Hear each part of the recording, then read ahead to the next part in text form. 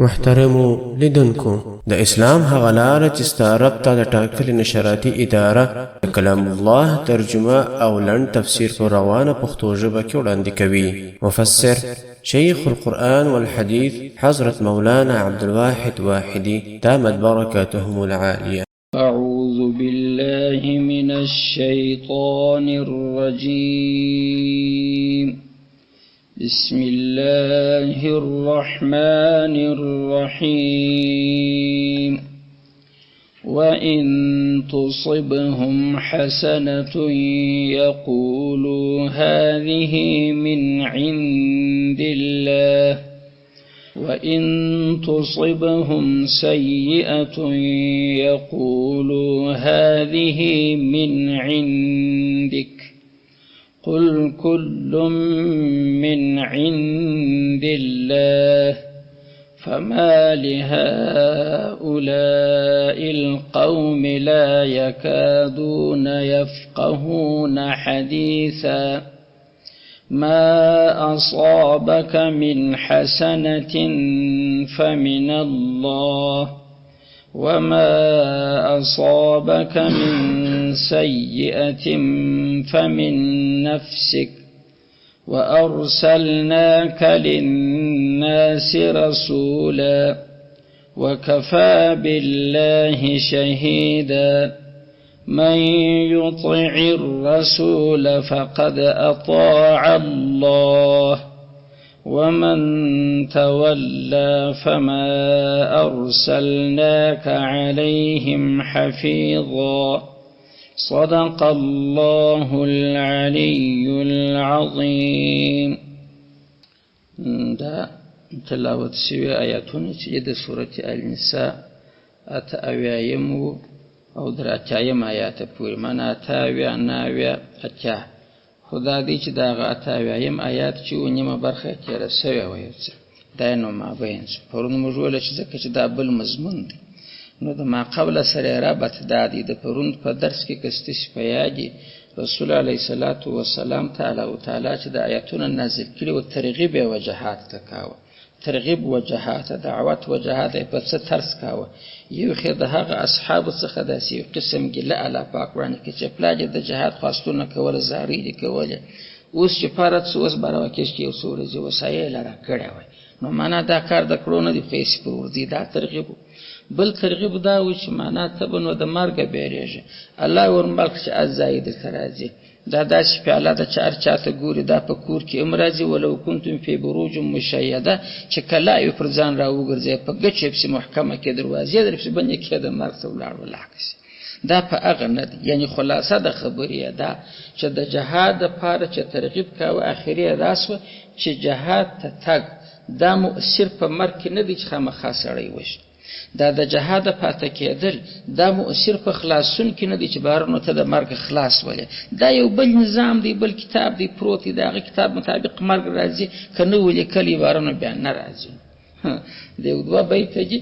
غزما د پلار پر قبر پر تخته ما ولې کله د په یو کتاب چې کیونه ول دو روز حذر کردنت از مرگ روان است،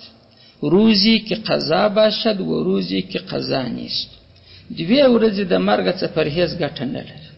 یو هغه ورځ د ستاد مرګ فیصله شوه،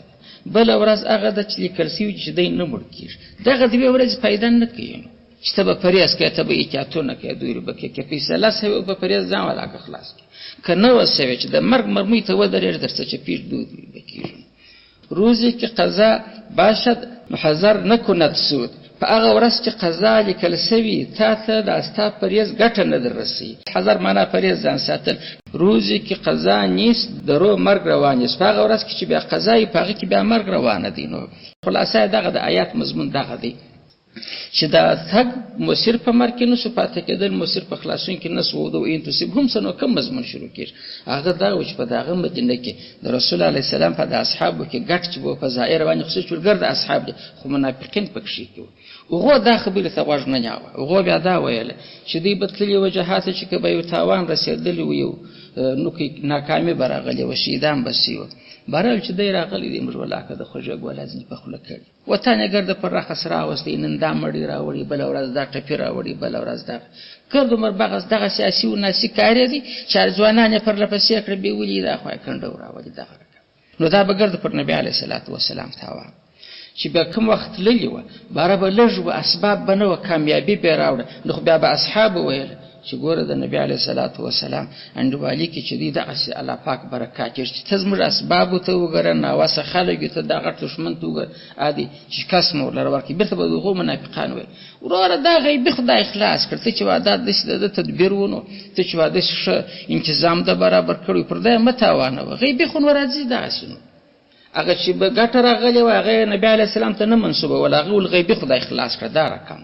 او دا چې تاوان به راغلی هغه یې دته منسوبول. دغه سیاسي و ناسي سړی دی چې دی راغلی دی ولاکه په مدینه کې مشاهدې لیدلې د ګرد عمر پاتاوي لیکم بلې اواري دغسې یعنې ویل الا د دوی دغه خبره اوس را نقل کړي. نو د وان تصبهم حسنتونه څخه د هغه منافقانو خبره الله تعالی کې چې هغه د جهاد په ترغیب کې کومه خبره وه چې دی هغه د منځه وباسي چې ته دا ستا پسې علاقه چې سړی جهاد ته ولاړ سي نه مړ کېږي، دغه نه چې څونه مړی را ته دا پسې علاقه چې د مثال د کور په ناسته سړی د مرګ نه خلاصېږي. ولې نه خلاصېږي چې کور ناسته کراره و چې ورسره ولاړ سي هغه دې مړي راځي، تاوانونه پېښېږي. الله وایي وان تصب که چیرې ورسېږي هم دغه منافقانو ته چې دا د نبي علیه صلات وسلام په ډله کې به د اصحابو کې دي ورسره حسنة نیکي، یا وان تصب که ورسېږي هم دغه مجموعه ظاهري اصحاب چې دي ګرده که منافق هم په ګډ مؤمن هم په ګډ خوا د یو حسنه ورسېده. حسنیت څه مراد چې دی نیکي معنا کامیابي غنیمت دا په لاس وارلی. یقولو دی وای هذه من عند الله، هذه دا چې من عند الله دا الله د نیزه څخه دی، د الله تعالی د طرفه غیبي دا سره ورسېده، د ده په انتظام نه دی رسېدلی، د ده نظام دی ګډ وډ دی، دی ولاکه په هېڅ لا پوهېږي ته چې وادي دی هوښیاران وه، بس دا د خدای د طرفه څه یو کار. وین تصب که چیرې ورسېږي هم و دوی ته و د هغه ډلې ته د اصحابو چې دا منافقان پکښې دي سیئتون بدي بیا دا ده چې شکست ورته ورسېدی، شهیدان ورته ورسېدله، زخمیان ورته ورسېده. یقولو دی وای هذه من عندك، هذه دغه چې دی من عندك د نیت څخه ستا د نبي علیه السلام ته دا ګرته ته چې ته مدینې ته راغلی، مدینې شادي کړې ده، بل کار رسه د هغه مړي دي جنګونه دي د خدای د مخلوق سره یې په جنګ واچول، ژوند یې راباندې تریخ دی. نبي علیه السلام ته نسبتي دغه یې هغه د دې دوې خبرې راښکاره کړې د هغه منافقانو دا چې په هغه ترغیب په مقابل کې ویلې. الله عز وجل نبي علیه السلام ته جواب ورشي وایي قلت ورته وایه وکل دا ګرد من عند الله د الله د نیزه څخه دی. هغه چې کامیابي وه لکه څه چې هغه پر الله باندې جوړ واړو چې الله کې دا ناکامي هم الله کې دا ګرد د الله د طرفه څخه. نو فرق فقط په چی کې دی، فرق په دې کې دی چې دغه کامیابي دا بلا واسطه کوي، دا ناکامي چې دا بلا واسطه کوي. بلا واسطه چې واسطه نه غواړي، ذریعه نه غواړي، هغه کامیابي ده. او دا بل واسطه چې دی چې ذریعه او سبب غواړي هغه د ناکامي ده. دا دغه خبره ده. تفصیل وروسته بره په بل آیات کې راځي چې څنګه کامیابي او ناکامي چې د یو بل واسطه دی بل بلا واسطه دی. اوس مضمون دا چې انسانانو ته چې نیکي رسېږي دا داسې نه دی چې دا د پر ښه عمل باندې رسېږي. ولې که ته وادلته د ښه عملو کې دا کامیابي ورلره ورکول سوه، تر دغه ښه عمل د مخه هم د شل احسانونه نور الله پر کړي هغه په چشم ورلره ورکړه. که ته هغه د فلاني نیک عمل په بدله کې وتر هغه د مخه نور پر سوي هغه د چشم په بدله کې ورکړه. احسانات ګرد عمر د الله د فضل د لارې څخه پر عمل نه جرا بنا د کفارو سره احسانات نه دي کړي، نو د چی کړي د الله لپاره خو هیڅ نه دي کړي. احسان بلا واسطه دی، هغه ذریعه نه غواړي د الله د طرفه ارحم الراحمین ذاتي پر ګرد باندې رحمت را چالاندي. نو کامیابی چې دی هغه د الله د طرفه څخه دی، لکه کافرانو چې ویل خدا بلا واسطه دی، دا د الله تعالی د فضل د لارې څخه دی، هغه پر فضل باندې تاوان بدی چې انسان ته راځي دا بل واسطه. عرب دي چې انسان ته راځي الله دغه سی بد نه پر راوړي، دغه سی عذاب او سختی نه پر راوړي، الته مخکې غلطي غواړي سیئه غواړي، هغه واسطه ده. د احد په غزا کې څه خبره پیاده کوم نه ده پیاده مسلمانانو ته چې ارڅ بدی ورسېده چا د لاس خود خپل غلطي ده ورسېده کنه ورسېده. نو ګوره نیکیم د الله د طرفه څخه ده، هغه فضل دی، سبب الته نه غواړي، هغه احسان دی. بدی چې تاسو رسېږي دام د الله د طرفه څخه ده، هغه عدل دی. عدل څه معنی چې مخکې تا بدی کړې ده که سم ترازو ته واچې دغه تا ته شکست نقص رسېدلی دی، زخم در رسېدلی، دغه اوس هم ولې چې در باندې لږ دی، باید چې دغه لا چوکاړ وای بیا هم در باندې لږ دی، خو بیا هم الله پاک عاجل دی، بدي بې سببه نه در باندې راولي، نیکي سبب نه غواړي در باندې راولي. په دا ځای کې به دغه تورې ته ورسره وایه قل ته ورته وایه ای محمده و دوی ته دغه منافقانو ته چې دا ناکامي پر تا تاوان وي او که کامیابي راغلې وای دا الله کړي دا د ده پوهې نه ده، دا د ده ښه سړیتوب نه دی. ورته وایه کلم دغه دواړه چې دي که دا حسنه ده که دا سیئه ده دا من عند الله د الله د نیز د څخه دي، د الله د طرفه څخه دي، خو فقط فرق یې دغه دی، یو احسان دی دا بل عدل دی، معنا پر عمل را بنا دی چې مال تفصیل وروسته آیات دغه رقم کوي. نو الله پاک فرمایي چې دا خبره تور ته وکړي مګر دوی به نو پوه فما څه شان دی هؤلاء القوم دغه قوم ته لا یکادون چې نږدې نه دي یفقهون چې دوی دې پوه شي حدیثا په خبره ورنږدې لا په خدای کې دی لکه موږ پلانې سړی په غوړ لا ولا کړي دا اگر د خبره په تفسیر ورته وکړه دی دغه خپل خبره نه پرېږدي چې که ناکامي راله پر تا تاوان ده که کامیابي او خوشحالي راله هغه پر الله ته نسبت کوي دغه کار کوي. الله وایي دی دا پوهي ته ورنږدې لاره دی، پوهي خو چیرې ده چې کوي به کیدای شي په خبره پوهېږي. دا ډېره مبالغه وکړه. فمالي نو څه شان دی هؤلاء القوم دغه قوم ته دا د منافقانو لا یکادون چې دوی نږدې نه دي یفقهون چې دوی پوه شي حدیثا په خبره د پوهې او خبرې ته ورنږدې لا نه دي د خپلې بدۍ و کجۍ څخه نه اوري. تفصیل چې ما الله درکوي چې یو بلا واسطه دی بل بالواسطه دی هغه دغه د پسې الله وایي چې ما هغه شی اصابه چې هغه ورسېږي کوه تا ته چې هغه نو چې شي من حسنة یو نیکی د نیکانو څخه تا ته چې یو حسنه در ورسېږي بالا نو یا علاقه نیولې یا یې غنیمت ډېر درکه ورسوی یا یې په جنګ کې علاقه هم نه دی ورسوی غنیمت هم نه دی خو دښمن مردار شو چې کاټ په ووت یا شی په لاس رانغلی چې موږ مال راوړي مځکه هم نه د ځینې نیولې حسنه دا ګرده ته ویل کېږي یا یې مځکه ځینې نیولې یا یې غنیمت ځینې نیولې یا یې دا یو لا نه سوی فقط شکست ورکه ورسوی خو خوشحالي د مؤمنان راله فمن الله الله وی دغه د الله د طرفه څخه دی یعنی په من فضل الله د منو د الله ترمنځ فضل دا فقط د الله احسان دی که مخکې هلته سبب غواړي نه غواړي لکه عادي چې دا د الله د طرفه څخه ده الله هم دلته دا خبر ورکړه فمن الله سوال دلته واردېږي چې نو هغه دغه د منافقانو خبره ورته تایید کړه منافقانو خو ویل ولکه نیکي راله بارل دا د چا د طرفه څخه ول د الله د طرفه څخه نو یقولوا هذه من عند الله خو علام د منافقانو د خبرې تایید کی تایید نه دی کړ. الله وای دا زما فضل دی څه معنا یعنی حمد ادا ک پیغمبر علیه السلام ته وای منافقانو دا د حمد پر کم وایل چې ورل دا د الله د طرفه څخه یو غوښ فقط د دې لپاره چې رسول علیه السلام ته اجازه ورسی په ځایلې کې چې دته به دې پیغور ورکړي چې ته وداز ما پوي و چې ځوانان دې بیرته راوسته دا د الله د طرفه څخه دی الله ته متوجه لا ولا کوله کې ایمان پر درلودي فقط ما زغه عدم روي چې نبی علیه السلام په ځایل کې چې دا نو ستا تدبیر نه دی دا نو ستا شعر نه دا د خدای د طرفه څخه په عام خلکو کوم په محاوره کې دا غره کم ده یو شی د سن دي چې د عقیدتن و الله ته نسبتي مازی مجلس کې دا نو د خدای کارونه چې سره کم وکړه هغه وکړله مازی هغه مجلس کې دا خبره کې عقیدتن شکرن نه دی متوجه الله چې دلته مؤمن ته وایي دا د الله د طرفه څخه د الله د فضل د طرفه یعنی احسان یې وګوري ستا عمل په دې کې دخیل نو حمدونه یې وایي چې الله پاک ته ارحم الراحمین ذات مش هغه ګناکار شیانو په دې ولا کار دي چې کامیاب شي وای مګر ورلو په داسې لوړ اسبابو په دغه به تعلیم خلکو هغه دې دونه غټ کار وکړسو الله دغه سی ویل مسلمانانو مؤمنانو ته چې دا دغه سی د الله فضل دی د کفارو د خبرې تایید نه دی سوی غو پر دغه عنوان نه ویل غو فقط پیغمبر د زیرونه د پاره چې دا ستاسو تدبیر نه پسې وما او هغه اصحاب چې ورسېږي کوه تاته من سیئه یو بدی کته ته یو بدی ورسېږي بدی دا زخمیان درته پیښ شو یا دا رقم د کفار را مات کړه ځکه یې درڅ ونیول معلومه یې درڅ ونیول شیطان یې درڅ پیښ کړ خدای بیا مسلمان بد غړي چې دا سره پیښ شو زه په کم نیت لرم امر پیښ څنګه شو فمن نفسك دلته بیا د منو د نفس منځ هغه سیئه کښېږي فمن سیئه نفسك دا ستا د نفس د بدی څخه د الته تا معلومدار غلطي کړې ده الله عاجل دی تا ته دا سیئه داسې نه ده چې بلا سبب یې درکړ سبب نه دی ګزک په تا کې دی غلطي درڅ پیښه شوی زما په خبره ته اوس پوهیږي حسنه چې و هغه د الله د فضل څخه هغه د سبب د لارې سبب نه غوښت ولې خو چې ته اره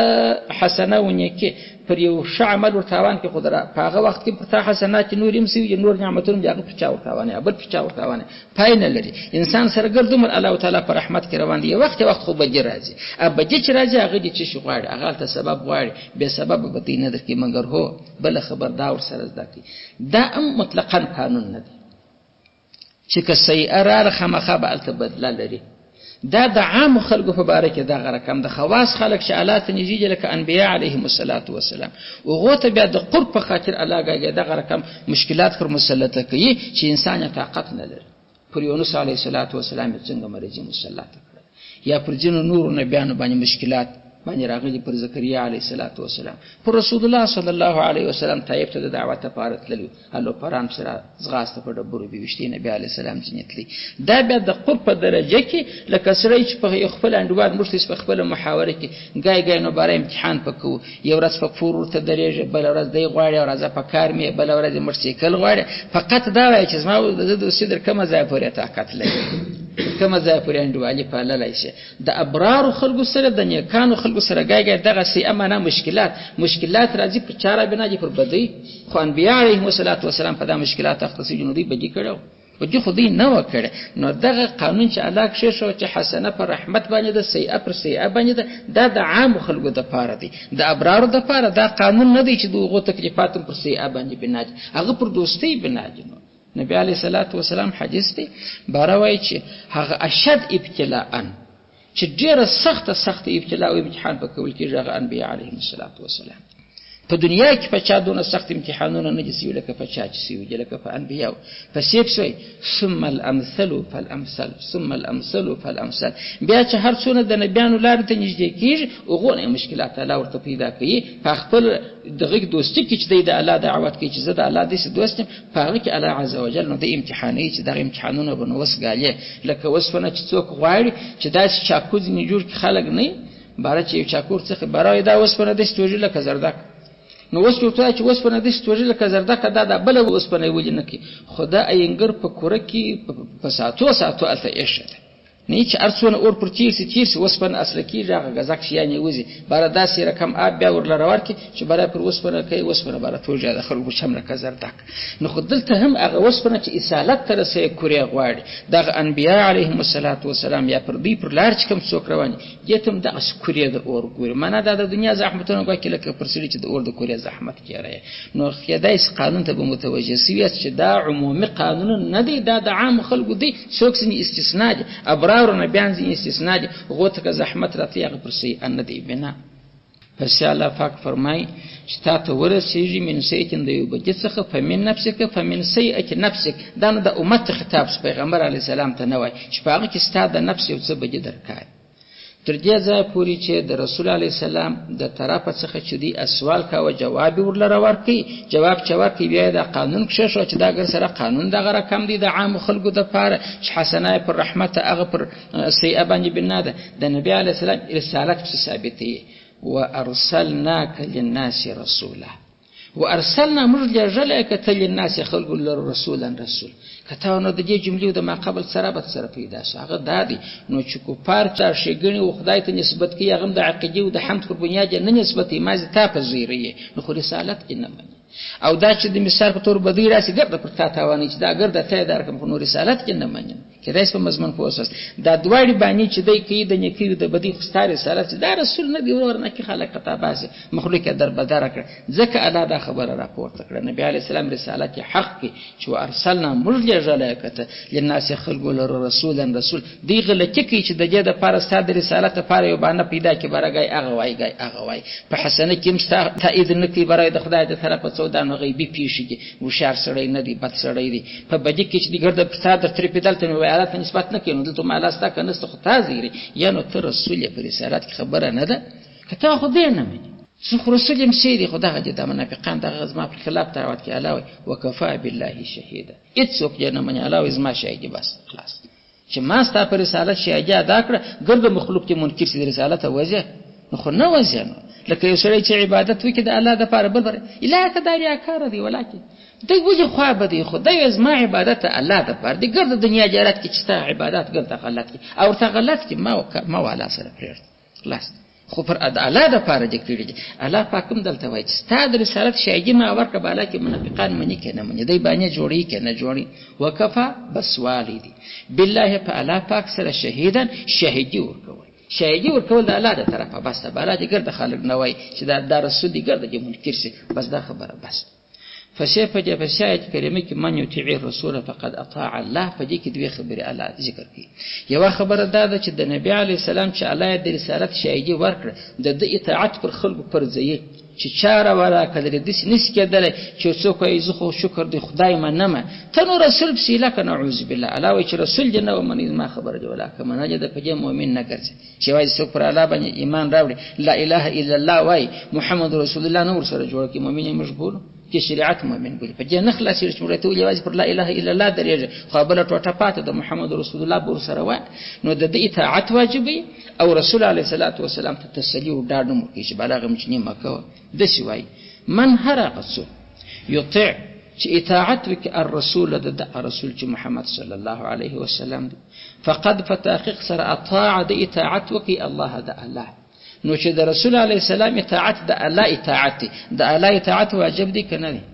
خو واجب دی. نو دا خو چې عین هغه اطاعت خدا در باندې واجب دی، یعنی لکه هغه چې فرض دی د رسول علیه السلام اطاعت هم فرض دی. ولې علاوه د تابعداري زما تابعداري ده، دا به داسې نه وای چې دا بیا د رسول تابعداري ده، د الله تابعداري بیا جلا ده، دا چې د تابعداري که دغه عین زما ده. خو ما درته ویلي نو زما هغې خو فرض وه، الله وایي د دغې هم فرض ده. نو فرضیت د اطاعت د پیغمبر علیه السلام په دغه ځای کې ذکر شو. من هر هغه څوک یطیع چې د اطاعت وکړي الرسول د دغه رسول چې محمد علیه السلام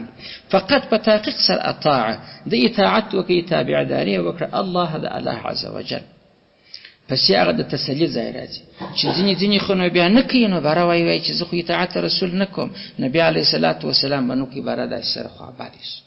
د مثال په تور ده چې به کوم مساعي وکړه، کوششونه او دعوت به یې وکړي، هغه به یې ولا کلمه نه ویل، دغې به سره ځینې ولاړ چې لکه د خبرې الله څنګه تسلي ورکړي. ومن هر هغه څوک تولا چې دی وګرځي مخ واړي روی ګرداني وکړي چې کې لکه د خبرې اوس به زه بیا پر د کلمه وایم. الله وایي ته نو زیرېږه ما فما ارسلنا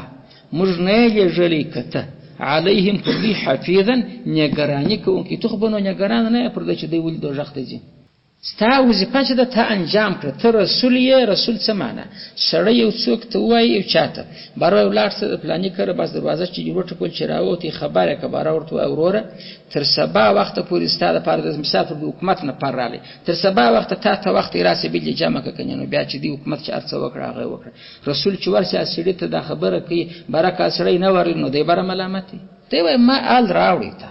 ما چې تا ته آل راوړي جمع کوې که نه جمع کوې ورځې که نه ورځې هغه ستا کار دی. که سبا حکومت بندي کړی وي خلک درته وایي چې دا ګرده غلطي ستا ده، دی زما څه غلطي ده، خو په هنر مې ورته ویله پوه مې کړي چې حکومت دغسې وایي، دا چې څه کوې یا نه کوې دا پر ما ولې تاوان دی. په عین صورت کې الله وایي ما ته رسول لېږلی، رسول دغه چې زما پیغامونه خلکو ته ورسوه چې که پر دغه لار رالیه جنت ته ځې، که پر دغه لار که رالیه دوژخ ته ځې. دا چې ده د دوژخ لار غوره کړې ده، په دې کې ستا څه قصور دی چې باره به ته بیا پرېشانه چې دی نو ولې دوژخ ته ولاړې. ګوره د ذمهوارۍ د لارې پیغمبر علیه السلام خلاص کړي، لکه هغه سړی چې د ذمهوارۍ د لارې فارغ دی، ذمهوارۍ پر ده نشته. یو بیا شفقت دی، شفقت و رحمت بیا بل دی. د هغه سړی چې حکومت ورستولی دی باره د کور خاوند ته وایي باره ګوره زما ستا سره وسیله ده، ته دا زما خبره در غوږ تېره نه کړې، دا بیا داسې بده جرمانه درته ګوري په خدای چې باره خو دې په ځان شریان کړي، زما خبره دغه ومنه، په دغه باندې عمل وکړه. دی چې دا زارۍ کوي، دا زارۍ د ده وظیفه ده چې خامخا بیا کوي، د ده وظیفه رسالت و چې رسالت انجام کړه. دا چې سبا سړی باندې کېږي دی ذمهوار پکښې کې نه دی، مګر شفقت یې څونه دی ځینې دوه درې وارې ورغبرګي چې ګوره دا ما خبر کړی وم ته بیا داسې نه چې که حالي وکړې چې ته و د بل سبا بیا به بل سبا دغه اخري نوټس درته درکړی دی. دا رقم الله دغسې ورته وایي چې د نګرانۍ د لارې ته خلاص یې، د ذمهوارۍ د لارې، د شفقت د لارې پیغمبر ځان فارغه بلي نه بلي، پر هغه سره بیا د دې په فایدې چې ما خپلې ذمه ادا کړې ده، بیا هم پر امت شفقت ډېر بیا به بیا ورته رالي، بیا ورته رالي. کنې الله دې خلاص کړي چې ذمهوارۍ ته نه تسلي ورلره ورکړه. ومن هر هغه څوک توله چې مخ وګرځي فما ارسلنا موږ نه یې لېږلي که ته علیهم پر دوی حفیظا نګران. نګران دغه چې نو ذمهواره چې خامخا به دی دوژخ ته نه لوېږي، یا هغه ذمهواري پر تا نه چې دوژخ ته ځي په خپل اختیار باندې چې دا خبر ورلره ورکړي. نو دغه د نن مضمون کې دا دوې درې خبرې راغلې. اوله خبر دا د منافقانو هغه خبره چې د پروند و چې علاول د مرګ څوک خلاصېږي نه، که په جهاد کې یې که پر کور باندې خلاصېږي نه، جهاد یې مرګ ته نه بیایي، کور یې خلاصوي نه د مرګ. منافقانو دا خبره نه منه، ردولی اولیا دا داسې نه دی، جهاد سړی وژني پر کور باندې خلاصېږي. نو څه بیا ویل باره دا حسنی چې راځي دا ګرد دا د الله د طرفه چې په جهاد کې که څوک خلاص شو برل دا نه ما زاد خلک وای موږ وای غیبی د سپیش زه غیبی خلاص وې دا رقم د سینې د چې دا ته د جهاد تدبیر د قانون څخه خلاص چې مرګ په وعده دی هغه سینې که تا ته بجې رسېدل در باندې تاوانې خدا هغه قانون غلطي چې مخکې پرون ذکر شوی الله د دې د پاره ویل چې برل ګرد د الله د طرفه چې فقط څه د احسان د وجې د فضل د کرامت چې نه کیږي بدی چې هغه پر سي ابن عموما غالبا را بنا د عام خلکو ته پاره مگر دا چې ته په خبره نه پیژنې ګسه ورنږدې کېږي نه په خبره نه غوړ کېږي دا خو ستا کار دی پس الله تعالی دغه خبري هغه درس هم کښې شو چې برل دغه کامیابی واقعي پر نعمتو دي دا بدی چې دا پر اسیئاتو دي د عام خلکو ته پاره کته دا هغه د منافقانو خبره سمور دی جواب ورکړي چې منافق دا حمدن نه ویل الله خدا د حمد لپاره چې انتس حمدن دغه وایي